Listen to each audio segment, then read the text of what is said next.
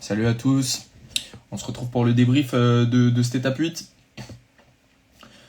Je vous laisse mettre dans les commentaires ce que vous avez pensé de l'étape. Si vous voulez mettre une note, n'hésitez pas. Et donc on va faire un débrief, ce sera plus court que les autres jours, parce que déjà je suis tout seul, et puis en plus c'est un sprint, et puis l'étape de demain c'est un sprint aussi, donc on va débrief cette étape-là, et puis faire la preview de demain. Aujourd'hui, qu'est-ce qu'on a eu la victoire de Jonathan Milan. Ça devait arriver depuis le début du tour, on savait que ça arriverait à un moment. C'est aujourd'hui qu'il a frappé.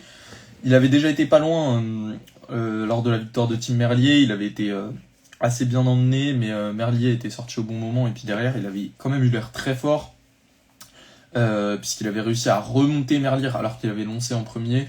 Donc on savait qu'il allait être très dur à prendre sur les sprints à chaque fois, Milan. Aujourd'hui il est pas très bien amené, je trouve. Voilà, il y a Stuyven qui est là, etc. Mais genre assez vite, il se retrouve tout seul dans le dernier kilomètre, il a pas beaucoup d'aide. Du coup, voilà, c'était un peu peut-être un moment pour le prendre, etc. Si t'étais mieux amené. On a Caden Groves qui est très bien amené par Van Der Poel. Mais au final, voilà, Milan est juste plus fort. À chaque fois, il navigue entre les roues et il se retrouve finalement en très bonne position pour lancer le sprint. Et voilà, c'est de loin le plus fort. Après, il a bien été aidé par notamment la crevaison de Tim Merlier, qui crève à peu près, je crois, 15 bornes de l'arrivée, un truc comme ça, et qui du coup doit faire des efforts pour revenir dans le peloton. Donc je sais même pas s'il sprint Merlier, on va vérifier ça tout de suite. Merlier 56ème, donc ouais, il fait pas le sprint. On a eu aussi côté français la crevaison de Penouette, mais ça c'était genre à 8 km d'arrivée, donc c'était vraiment mort pour lui pour venir sprinter, donc c'est dommage. Qu'est-ce qu'on peut dire d'autre sur ce sprint? On a Wout van Aert qui sort de sa boîte, continue sa montée en puissance petit à petit sur ce Tour de France. Là on le voit deuxième. Bon, il a jamais pu inquiéter Milan, mais ça reste un très bon sprint de sa part, je trouve. Par rapport à par exemple un Caden Groves, il a fait passer Caden Groves pour un sprinter de bas étage. Puis derrière on a Ackermann qui a l'air en forme, qui fait une 4ème place. Il est assez à son avantage dans les sprints. Et Arnaud Delis, voilà, qui continue sa saison en dents de scie, qui prend pas forcément le saut qu'on attendait de sa part, qui se retrouve 5ème. Côté français, on peut souligner la belle 7ème place de Coquard, mais voilà, sans vraiment prétendre ne serait-ce qu'à un podium d'étape, c'était assez loin derrière, puisque Milan Van Aert arrive, ensuite Groves arrive un peu dans son tiers, un peu tout seul, il n'a pas vraiment été inquiété pour le podium de l'étape, et puis derrière, c'est un peu un groupe de sprinters avec Ackermann, Delis, Coquard, Andresen, etc.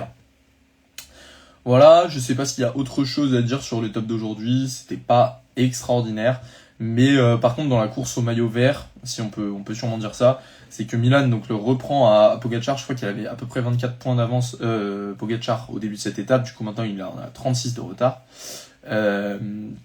Et voilà, aujourd'hui Girmay il prend très peu de points, parce qu'il fait une très mauvaise place, je crois qu'il fait 19ème, ouais c'est ça. 19ème, juste devant Arnaud Démare qui décidément n'est pas dans les sprints non plus. Mais donc voilà, Biniam Girmay qui semblait être peut-être l'autre sprinter le plus dangereux pour le maillot vert. Aujourd'hui il prend un sacré tir et il est maintenant à plus de 70 points. On a Pogačar qui reste une menace très claire. Mais Milan demain va reprendre des gros points, ce qui peut lui permettre de s'assurer un peu un bon matelas d'avance. Et derrière, il y a Van Der Poel qui, au final, lui, n'a pas essayé de prendre des points ni aujourd'hui, ni n'a pu en prendre hier, puisque hier, il termine assez loin aussi. Du coup, il se retrouve aussi assez loin, finalement, Van Der Poel. J'ai dit une bêtise, pardon. Van Der Poel est à plus de 70 points, Girmay est à plus de 60 points, pas 70. Donc voilà. Pour l'étape de demain, on aura le droit encore à un sprint qui arrivera du côté de Châteauroux. il y a vraiment rien de... Voilà, aucune difficulté, hein. Toutes les petites difficultés, elles sont en début d'étape. La fin d'étape, c'est vraiment tout plat. Donc, potentiellement, Milan qui enchaîne. Est-ce que Merlier, du coup, sans problème mécanique, peut venir lui prendre la victoire? On a vu qu'il en est capable. Moi, je fais partie de ceux qui pensent que Milan est aussi fort que Merlier et a un meilleur train, donc sera meilleur. Mais je sais qu'on n'est pas nombreux. Je sais que beaucoup de gens pensent que Merlier est de loin le meilleur sprinter du monde actuellement. Donc on verra. Mais ce qui est clair pour moi, c'est qu'il y a un monde entre eux deux et les autres, puisque Philipsen n'est plus là pour faire l'arbitre. Qui est-ce qui va les inquiéter? Je pense que Van Aert va refaire le sprint. Mais j'ai du mal à voir Van Aert battre Merlier et Milan. Peut-être sur un coup de bol, il peut en battre un des deux. Mais s'il y a les deux, je pense que Van Aert fera maximum troisième. Pareil, Girmay, sur un sprint tout plat comme ça, j'ai du mal à penser qu'il peut battre Jonathan Milan et Merlier. Donc voilà, assez vite, tu te retrouves en 1 contre 1, faites vos jeux. Qui gagnera demain? Moi, je mise une nouvelle fois sur Jonathan Milan. Et on verra. Mais du coup, s'il reprend 50 points demain, pour la course au maillot vert, ça va être assez vite réglé, je pense. Enfin, il faudra toujours faire attention à Pogacar qui prendra beaucoup de points, notamment sur les étapes de montagne, puisqu'il y a soit 25, soit 30 points, je sais plus, aux arrivées, même des étapes de montagne. Donc à ce moment-là, s'il les gagne toutes, forcément, il se retrouvera avec un gros talus de points.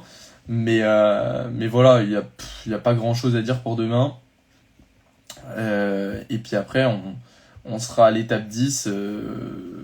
Il me semble qu'il y a la journée de repos entre. Non, pas du tout. L'étape 10 qui sera donc lundi. Et qui sera beaucoup plus fun. Et on pourra voir un peu les favoris s'illustrer. Avant donc la journée de repos mardi. Donc voilà, je vous laisse sur ça. Merci d'avoir regardé cette vidéo si vous êtes sur YouTube. N'hésitez pas à vous abonner. Sur Insta, pareil. Si vous êtes sur ce live, abonnez-vous à notre Insta. On live tous les jours. Après la fin de l'étape, aux alentours de 18h30 en général, 19h, pour débriefer l'étape. Et donc, on se retrouve demain. Salut les gouttes.